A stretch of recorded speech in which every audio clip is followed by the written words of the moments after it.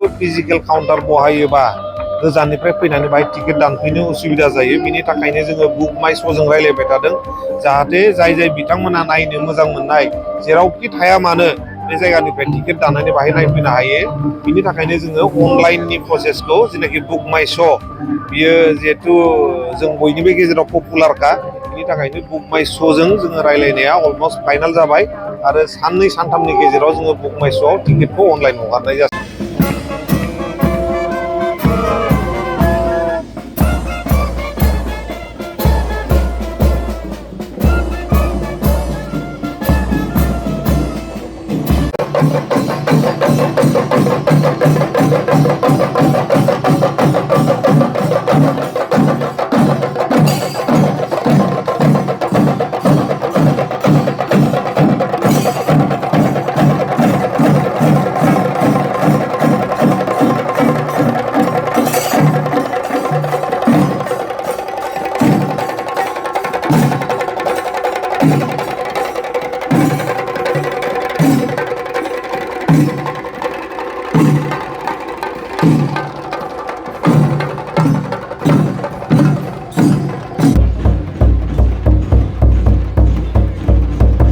फारायाथ' जोङो दा जाजोब्बायखौनो बुंनांगोन आरो जोंना फिल्डआबो जाबाय आरो जोंनो बेस्ट अफ दा बेस्ट फिल्डखौ होनो थाखाय बानायनो थाखाय प्रिपारेसन खालामबाय थादों आरो बेबो अलमस्ट कमप्लिट जाबाय।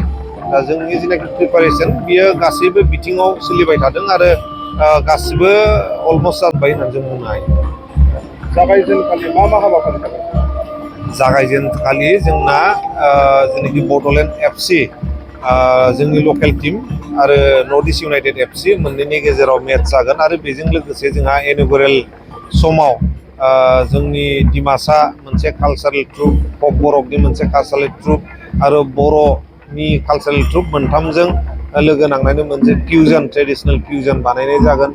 बिनि अनगाबो जोंहा आर्मिनि गोबां कालसारेल आइटेमफोर दङ बेबो थागोन। बिनि अनगाबो जोंहा फ्लाइ पास जेरै थांनाय बोसोराव एयारक्राफ्ट हेलिकप्टार फैदों, पेरासुट लेन्डिं जादों, दा बेफोर गासैबो आइटेमा ओइदिनखालि थागोन। गासै मोनबेसे गेलेनाया जागोन बे क'क्राझाराव गासै 7टा गेलेनाय जागोन, 6टा लिग मेट्च आरो मोनसे क्वार्टार फाइनाल।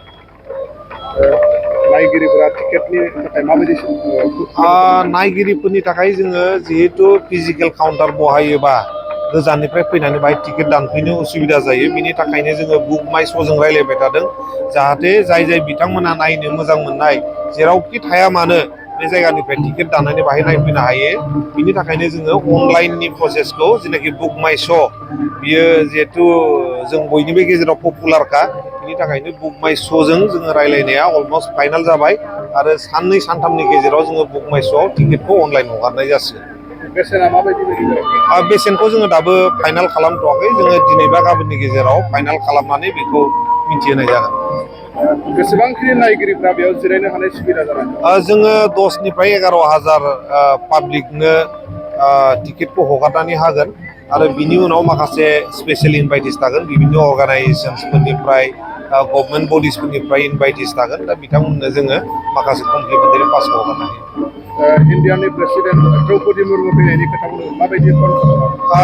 जोंनि रायजो सभानि MP रोनगोरा नार्जारि सारा द्रौपदि मुर्मु जेनाखि भारतनि राष्ट्रपति मेडामखौ फर्मेलि इनभाइटेसन हैबाय क्वार्टार फाइनालनि थाखाय।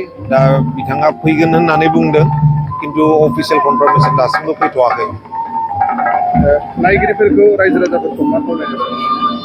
बेनो जोंनि बड'लेण्ड ओनसोलनि रायजो राजा बिथांमोनहा फुटबल मोजां मोनग्रा, दा फुटबल मोजां मोनग्राजों लोगोसे जोङो गोजोन थासारिखौबो मोजां मोनो। बिनि थाखायनो जाहाथे गेमावथ' देरहानाय जेननाय थायो, थेवबाबो जाहाथे जेनोबाबो बा देरहायोबाबो मोनसे जेनाखि इनडिसिप्लिन मोनसे सियार खुबैनाय बुफायनाय जाहाथे बेफोरबायदि जाया थांनाय बोसोरनि बायदि, आं बेखौनो बयनिसिमबो गुरैयै खावलायदों।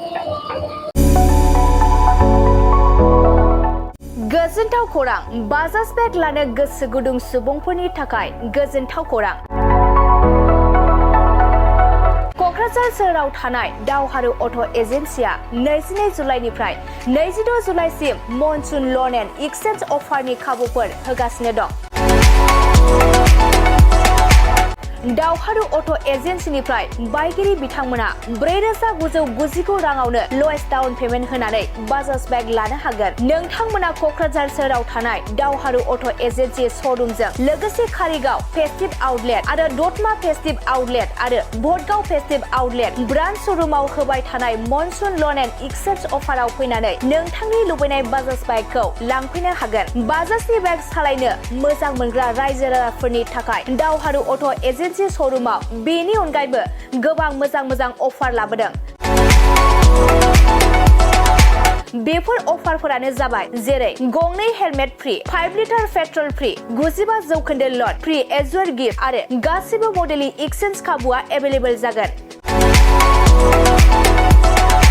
आरोबाव मोनसे गुबुन मोजां खाबुआ जादों 500 रां होग्रोनानै गोसोबादि बाइकखौ आवग्रिना दोननो हागोन। लोगोसे आबुङै मिथिबावनो थाखाय 6000398187 8822018193 जानबुं नाम्बारनि गेजेरजों खौरां लाहरनो हागोन।